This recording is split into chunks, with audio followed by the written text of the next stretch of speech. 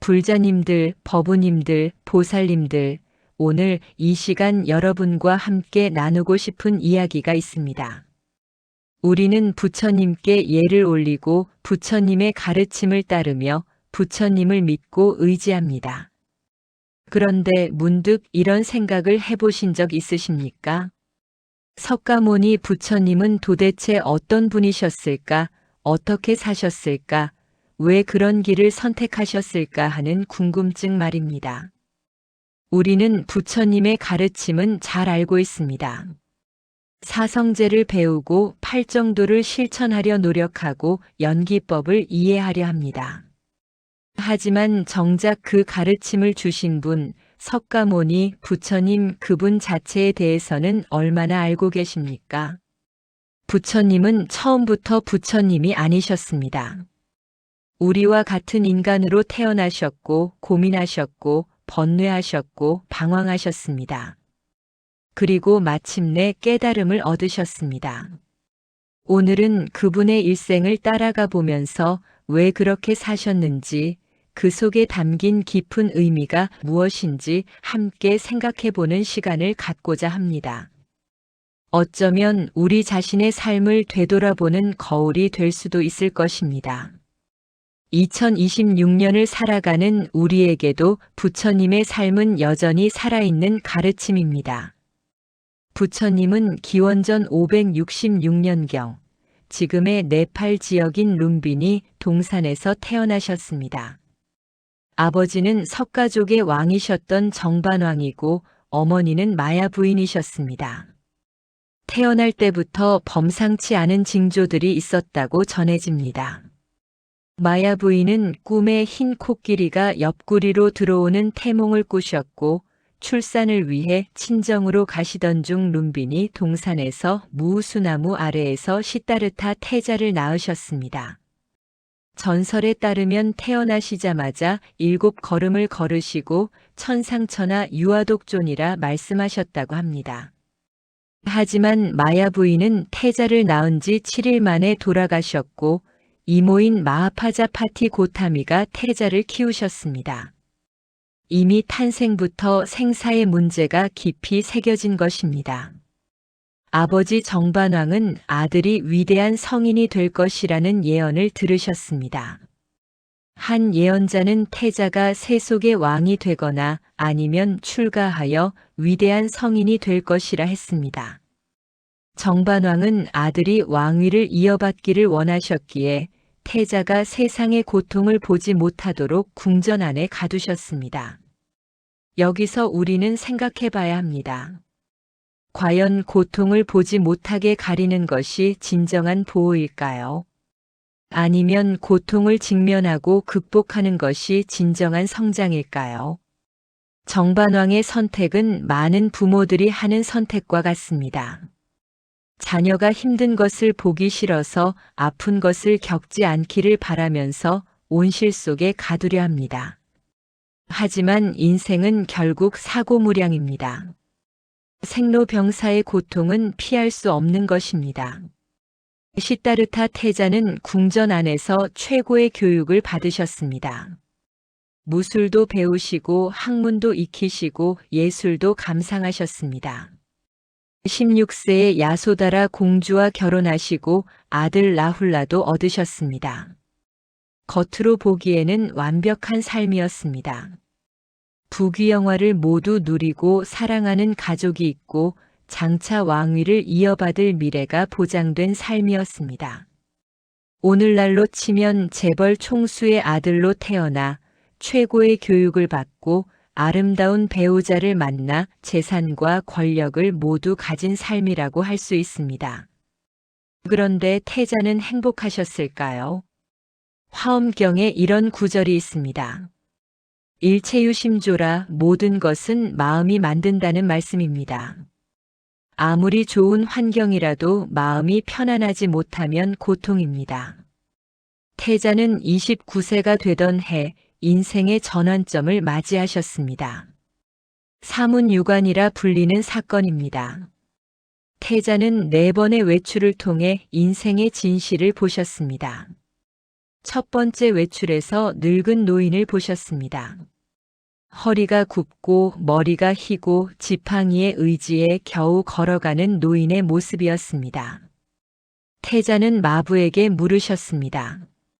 저분은 왜 저런 모습입니까? 마부는 대답했습니다. 저것이 늙음입니다. 모든 사람이 저렇게 됩니다. 태자님도 언젠가는 저렇게 되실 것입니다. 충격이었습니다. 자신도 언젠가는 저렇게 늙는다는 사실, 그것을 처음 깨달으셨던 것입니다. 두 번째 외출에서는 병든 사람을 보셨습니다. 고통으로 신음하며 누워있는 환자의 모습이었습니다.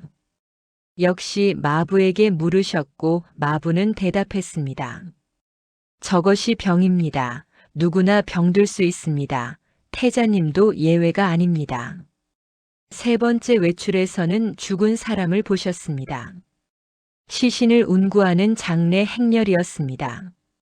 슬피 우는 유족들의 모습, 차갑게 식어가는 육신의 모습을 보셨습니다. 마부는 말했습니다. 저것이 죽음입니다. 모든 생명은 결국 죽습니다. 태자님도 언젠가는 죽으실 것입니다. 이 세 가지 광경은 태자의 마음을 뒤흔들었습니다. 궁전에서 아무리 즐겁게 살아도 결국 늙고 병들고 죽는다면 이 삶의 의미는 무엇입니까? 이것이 태자가 직면한 실존적 물음이었습니다.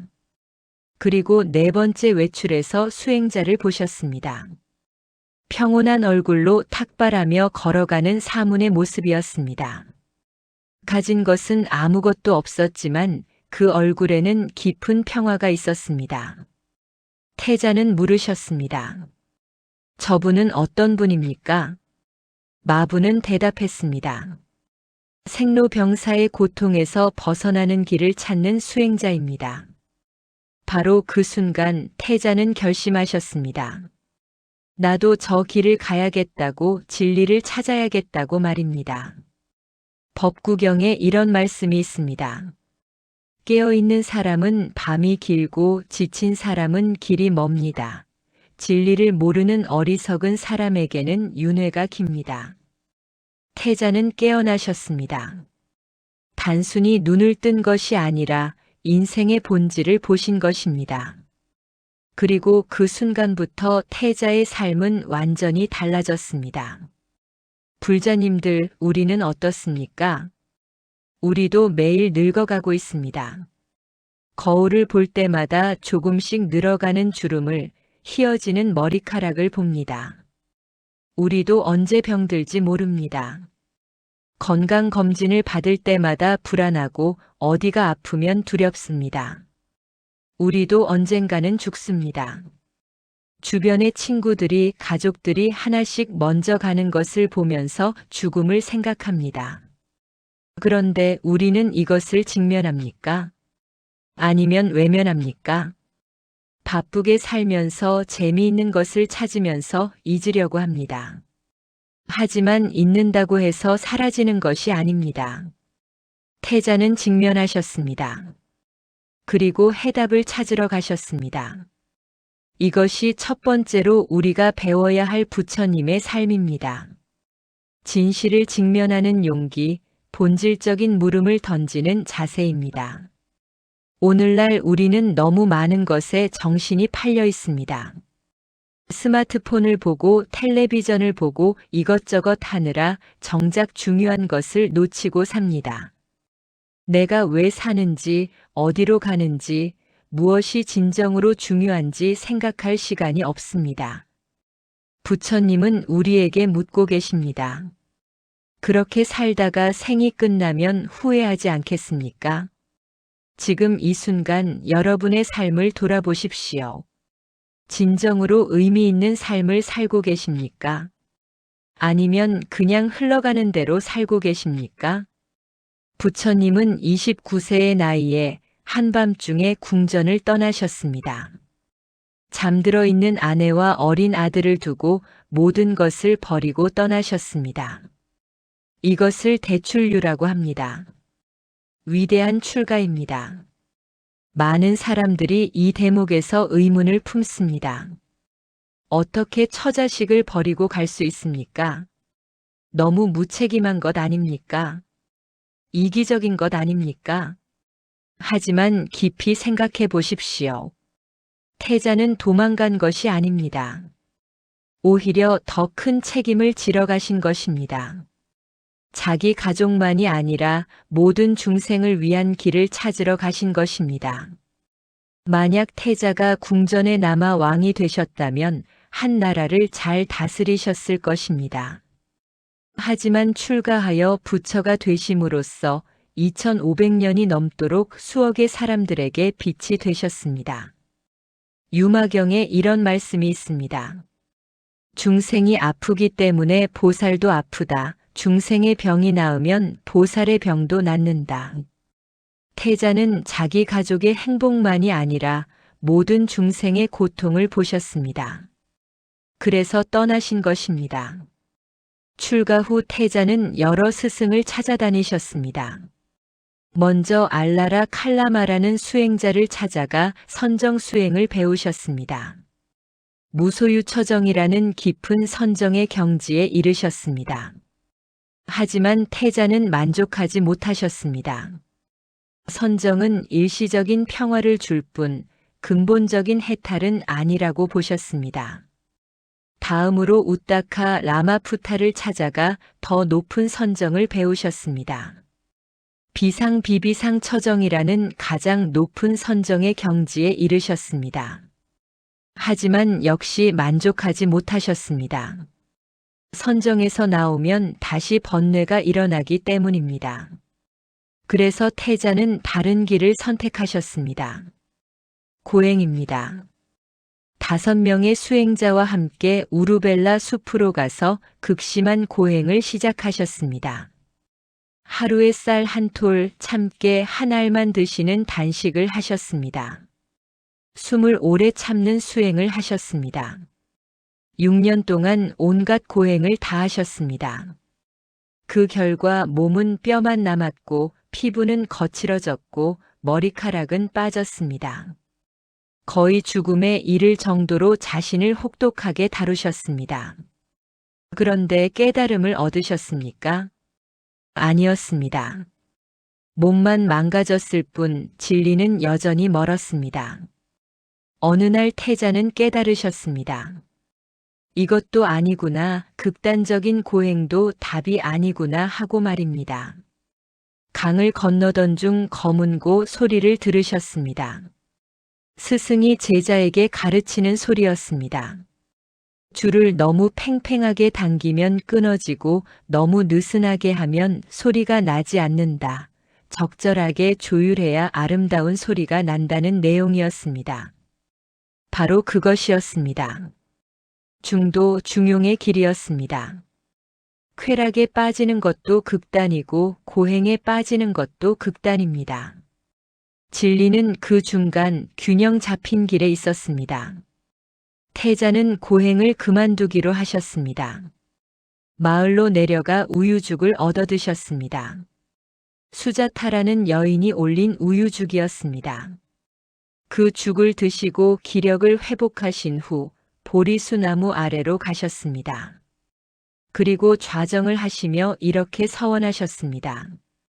이 자리에서 깨달음을 얻지 못하면 결코 일어나지 않으리라. 얼마나 굳은 결심입니까? 목숨을 걸고 진리를 구하신 것입니다. 금강경에 이런 말씀이 있습니다. 응무소주의 생기심이라 마땅히 머무는 바 없이 그 마음을 낼지어다. 태자는 이제 아무 것에도 집착하지 않으셨습니다. 선정에도 집착하지 않고 고행에도 집착하지 않고 오직 진리 그 자체만을 향하셨습니다. 명상을 시작하신 첫날 밤 온갖 마장이 일어났다고 합니다. 마왕이 나타나 유혹했습니다. 아름다운 여인들을 보내 흔들려고 했고 무서운 괴물들을 보내 위협했습니다. 권력과 재물을 주겠다고 꾀기도 했습니다. 하지만 태자는 흔들리지 않으셨습니다. 마음을 고요히 하시고 계속 명상하셨습니다. 여기서 마왕이란 무엇입니까? 외부의 악마가 아닙니다. 우리 내면의 번뇌와 집착입니다. 욕망, 두려움, 분노, 자만심 이런 것들이 다 마장입니다. 태자는 이 모든 것을 하나씩 관찰하시고 놓아버리셨습니다. 이것이 두 번째로 우리가 배워야 할 부처님의 삶입니다. 극단을 피하고 중도를 찾는 지혜, 모든 집착을 내려놓는 용기입니다. 우리는 어떻습니까? 우리도 극단으로 치닫지 않습니까? 일할 때는 과로할 정도로 일하고 놀 때는 방탕할 정도로 놉니다. 화가 나면 폭발하고 슬프면 우울에 빠집니다. 돈을 벌 때는 수단 방법을 가리지 않고 건강을 챙길 때는 집착에 가깝습니다. 부처님은 말씀하십니다. 중도를 찾으라고, 균형을 잡으라고, 집착을 놓으라고 말입니다. 일도 하되 적당히, 쉼도 취하되 적당히, 먹되 과하지 않게, 수행하되 무리하지 않게 말입니다. 그리고 무엇보다 내려놓으라고 하십니다. 좋은 것에 대한 집착도 내려놓고 나쁜 것에 대한 혐오도 내려놓으라고 하십니다. 그래야 자유로워진다고, 그래야 평화롭다고 가르치십니다. 오늘 이 시간 여러분이 붙잡고 있는 것이 무엇입니까? 돈입니까? 명예입니까? 건강입니까? 자식입니까? 그것을 조금 내려놓아 보십시오. 완전히 버리라는 것이 아닙니다. 집착을 조금 느슨하게 하라는 것입니다. 그러면 마음이 가벼워질 것입니다. 그리고 그 가벼운 마음으로 진리를 향해 나아갈 수 있을 것입니다. 보리수 아래 좌정하신 지 7일째 되는 날 새벽 마침내 태자는 깨달음을 얻으셨습니다. 샛별이 떠오르는 순간이었습니다. 그 순간 우주의 모든 진리가 한순간에 명료하게 드러났습니다. 연기법을 깨달으셨습니다. 모든 것은 인연에 따라 생겨나고 사라진다는 진리입니다. 이것이 있으므로 저것이 있고 이것이 없으므로 저것이 없다는 법칙입니다. 사성제를 깨달으셨습니다. 고통의 실체와 원인과 소멸과 방법을 완전히 꿰뚫어 보셨습니다. 12연기를 깨달으셨습니다. 무명에서 시작하여 생로병사에 이르는 고통의 사슬과 그것을 끊는 방법을 아셨습니다.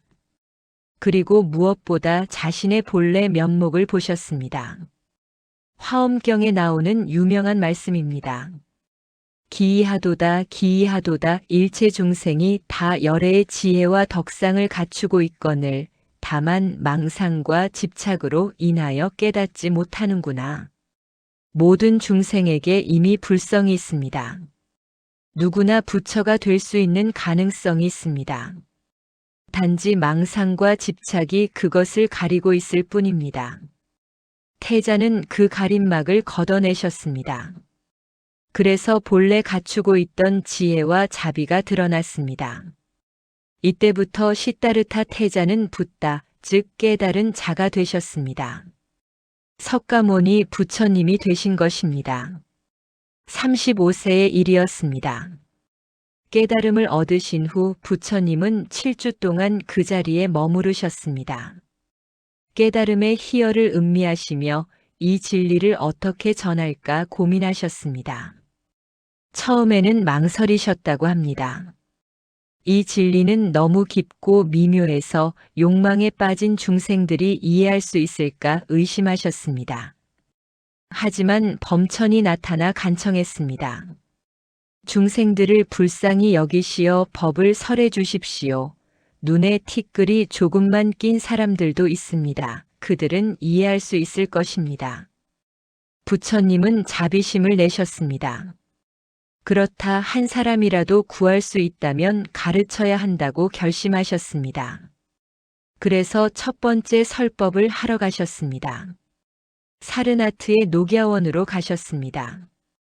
그곳에는 함께 고행했던 5 수행자가 있었습니다.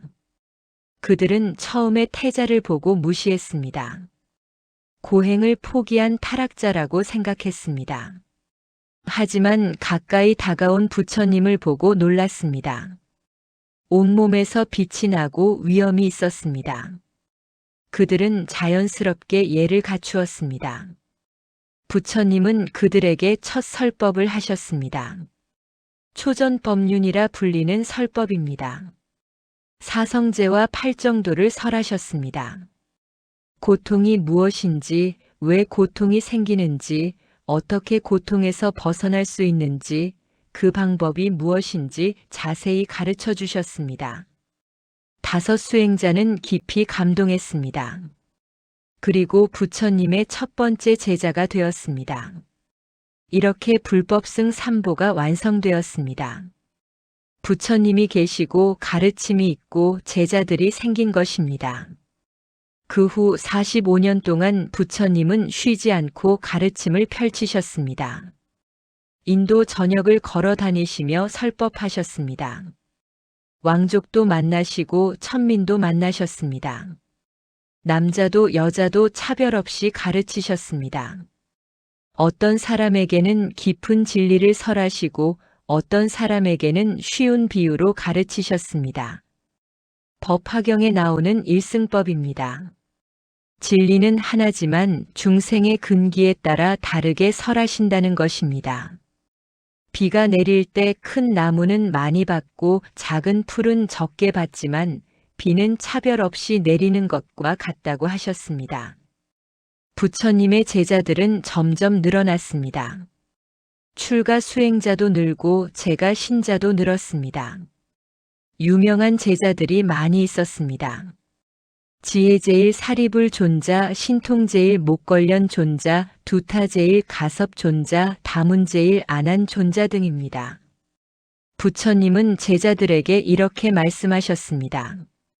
비구들이여 가서 많은 사람들의 이익을 위하여, 많은 사람들의 행복을 위하여 세상을 불쌍히 여기는 마음으로 인천의 이익과 안락을 위하여 유행하라. 법을 설하라. 처음도 좋고 중간도 좋고 끝도 좋은 법을 설하라. 그리고 스스로 유행하셨습니다. 비가 오나 눈이 오나 더우나 추우나 쉬지 않고 중생을 위해 걸으셨습니다. 반야심경에 이런 말씀이 있습니다. 안욕따라 삼맥삼보리 위없는 바른 깨달음입니다. 부처님은 그 깨달음을 혼자만 간직하지 않으셨습니다. 모든 중생과 나누려 하셨습니다. 이것이 3번째로 우리가 배워야 할 부처님의 삶입니다. 자비의 실천, 이타의 삶입니다. 우리는 어떻습니까? 우리는 좋은 것을 얻으면 혼자 가지려 합니다. 좋은 정보를 알아도 나만 알고 좋은 기회가 와도 나만 차지하려 합니다. 부처님은 정반대셨습니다. 최고의 진리를 깨달으셨지만 혼자 열반에 드시지 않았습니다. 오히려 괴로운 사바세계에 남아서 중생을 제도하셨습니다. 이것이 대승의 정신입니다. 나만 편안하면 되는 것이 아니라 모두가 함께 행복해야 한다는 마음입니다. 보살의 마음입니다. 오늘 우리도 생각해 봅시다. 내가 가진 것을 누구와 나누고 있습니까? 내 지식을, 내 재능을, 내 시간을, 내 물질을 누구를 위해 쓰고 있습니까? 아니면 나만을 위해 쌓아두고 있습니까? 부처님은 말씀하십니다. 보시하라고 나누라고 함께하라고 말입니다. 그것이 진정한 행복의 길이라고 가르치십니다. 재물을 나누는 것이 제시이고 두려움을 없애주는 것이 무외시이고 진리를 가르치는 것이 법시입니다. 이 3가지를 실천하면서 사십시오. 그러면 여러분의 삶에 진정한 의미가 생길 것입니다. 부처님의 말년 이야기를 하지 않을 수 없습니다. 80세가 되신 부처님은 이미 몸이 많이 약해지셨습니다. 하지만 여전히 걸으시며 법을 전하셨습니다. 어느 날 춘다라는 대장장이 집에서 공양을 받으셨습니다. 그런데 그 음식을 드시고 배탈이 나셨습니다. 심한 복통과 설사로 고생하셨습니다. 하지만 춘다를 원망하지 않으셨습니다. 오히려 아난에게 당부하셨습니다. 춘다가 자책하지 않도록 그에게 공양 올린 것이 큰 공덕이라고 위로하라고 하셨습니다. 이것이 부처님의 자비입니다. 자신은 고통스러우시면서도 남을 걱정하시는 마음입니다. 쿠시나가라로 향하시는 길에 아난이 물었습니다. 세존이시여, 어찌하여 이런 작은 마을에서 열반에 드시려 합니까? 부처님은 말씀하셨습니다. 아난아, 이곳을 작다고 여기지 말라. 옛날에는 큰 도시였느니라. 모든 것은 무상하다. 흥하는 것은 반드시 쇠하느니라. 쿠시나가라의 사라상수 아래 누우셨습니다. 제자들이 모여들었습니다. 모두 슬퍼하며 울었습니다. 부처님은 제자들에게 마지막 설법을 하셨습니다. 비구들이여, 이제 내가 너희들에게 고하노니 모든 것은 무상하니라. 방일하지 말고 부지런히 정진하라. 이것이 열애의 마지막 가르침이니라. 그리고 선정에 드셨습니다. 초선에서 2선으로, 2선에서 3선으로, 3선에서 4선으로 올라가셨습니다. 그리고 열반에 드셨습니다. 기원전 486년 석가모니 부처님의 육신은 이렇게 정멸에 드셨습니다. 80년의 생애가 마무리되었습니다. 하지만 부처님의 가르침은 사라지지 않았습니다. 법은 영원히 남아 우리를 인도하고 있습니다. 열반경에 이런 말씀이 있습니다. 열애는 상주불변이니라, 법시는 영원하니라. 부처님의 육신은 가셨지만 진리의 몸인 법시는 영원합니다. 우리가 경전을 읽을 때, 우리가 법을 실천할 때 그곳에 부처님이 계십니다. 이것이 네 번째로 그리고 마지막으로 우리가 배워야 할 부처님의 삶입니다. 무상과 무아의 진리 그리고 영원한 법입니다. 우리는 어떻습니까? 우리는 영원히 살 것처럼 삽니다. 내일도 있고 모레도 있고 내년도 있을 것이라 생각합니다. 하지만 부처님은 가르치십니다. 모든 것은 무상하다고, 언제 끝날지 모른다고, 그러니 지금 이 순간을 소중히 여기라고 말씀하십니다. 수행할 수 있을 때 수행하십시오. 선행을 할 수 있을 때 하십시오. 사랑할 수 있을 때 사랑하십시오. 용서할 수 있을 때 용서하십시오. 내일을 기약할 수 없습니다. 그리고 집착하지 마십시오. 이 몸도 내 것이 아니고 이 생각도 내 것이 아닙니다. 모든 것은 인연 따라 모였다가 인연 따라 흩어집니다. 무아입니다. 이것을 깨달으면 자유로워집니다. 더 이상 집착할 것이 없고 두려워할 것이 없습니다. 그리고 법을 의지하십시오. 부처님은 가셨지만 법은 남아 있습니다. 경전이 있고 승가가 있고 수행법이 있습니다. 이것을 따라가면 우리도 부처님처럼 깨달을 수 있습니다. 부처님은 특별한 존재가 아니라 우리의 모범이십니다. 그분이 걸으신 길을 우리도 걸을 수 있습니다. 그분이 이루신 깨달음을 우리도 이룰 수 있습니다. 그래서 부처님은 마지막에 이렇게 말씀하셨습니다. 자등명 법등명이라, 자신을 등불로 삼고 법을 등불로 삼으라. 다른 것에 의지하지 말고 스스로 정진하라는 말씀입니다. 불자님들, 법우님들, 보살님들, 오늘 우리는 부처님의 일생을 함께 되돌아보았습니다. 29년의 왕자 시절, 6년의 고행 시절, 깨달음의 순간, 45년의 전법 시절, 그리고 열반까지 말입니다. 부처님의 삶에서 우리가 배워야 할 네 가지를 정리해 봅시다. 첫 번째, 진실을 직면하는 용기입니다. 사문유관에서 보듯이 부처님은 생로병사의 현실을 외면하지 않으셨습니다. 오히려 정면으로 바라보시고 해답을 찾으러 가셨습니다. 우리도 우리 삶의 진실을 직면해야 합니다. 불편한 진실이라도 고통스러운 현실이라도 피하지 말고 바라봐야 합니다. 그래야 진정한 해결책을 찾을 수 있습니다. 두 번째, 중도와 내려놓음의 지혜입니다. 쾌락도 고행도 극단이었습니다. 부처님은 그 중간 균형의 길을 찾으셨습니다. 그리고 모든 집착을 내려놓으셨습니다. 우리도 극단을 피하고 중용을 실천해야 합니다. 일과 휴식의 균형, 수행과 일상의 균형을 맞추어야 합니다.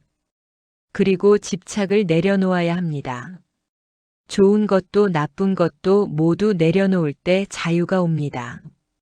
세 번째, 자비의 실천과 나눔입니다. 부처님은 깨달음을 혼자 간직하지 않으셨습니다. 45년 동안 쉬지 않고 중생을 위해 헌신하셨습니다. 우리도 받은 것을 나누어야 합니다. 물질을, 지식을, 사랑을, 시간을 나누어야 합니다. 그것이 보살의 길이고 진정한 행복의 길입니다. 네 번째, 무상과 무아의 깨달음입니다. 모든 것은 변하고 모든 것은 실체가 없습니다. 이것을 알면 집착에서 벗어날 수 있습니다. 우리도 매 순간 무상을 기억해야 합니다. 지금 이 순간을 소중히 여기고 방일하지 말아야 합니다. 그리고 법을 의지하여 정진해야 합니다. 불자님들, 이 영상이 도움이 되셨다면 좋아요 버튼을 눌러주시고 구독과 알림 설정도 부탁드립니다. 여러분의 생각은 어떠신지 댓글로 나눠주시면 감사하겠습니다. 부처님의 어떤 모습이 가장 감동적이셨는지, 어떤 가르침을 실천하고 싶으신지 말씀해 주십시오. 마지막으로 오늘 이 법문의 공덕을 회양합니다. 이 공덕으로 모든 중생이 괴로움에서 벗어나고 진리를 만나고 깨달음을 이루기를 발언합니다. 특별히 지금 이 순간 고통받고 계신 모든 분들, 병들어 신음하시는 분들, 슬픔에 잠겨 계신 분들, 외로움을 느끼시는 분들께 부처님의 자비가 함께 하시기를 기원합니다. 그리고 여러분 모두 건강하시고 평안하시고 행복하시기를 바랍니다. 부처님의 가르침이 여러분의 삶에 언제나 빛이 되기를 기도합니다. 나무 석가모니불, 나무 석가모니불, 나무 석가모니불. 옴마니 밤메 훔. 사바.